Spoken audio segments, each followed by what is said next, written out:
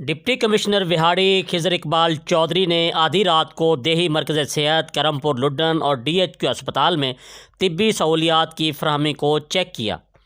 مزید تفصیل نمائندہ ACN نیوز شمون نذیر کی اس رپورٹ میں۔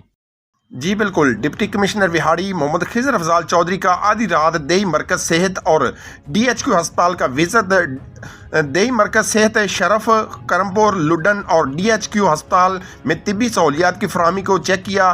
ہسپتالوں میں ڈاکٹر سٹاف کی حاضری، صفائی ستھرائی کا معائنہ کیا۔ حکومت پنجاب کی ہدایت پر عوام کو معیاری علاج معالجہ کی فراہمی عزم ہے۔ مریضوں کو ہر ممکن صحت سہولیات فراہم کی جائیں، مریضوں سے خوش اخلاقی سے پیش آیا جائے، ڈاکٹرز اور سٹاف اپنی 100% حاضری کو یقینی بنائیں، ہسپتالوں میں صفائی ستھرائی پر خصوصی توجہ دی جائے۔ ڈپٹی کمشنر وہاڑی محمد خضر افضال چودھری۔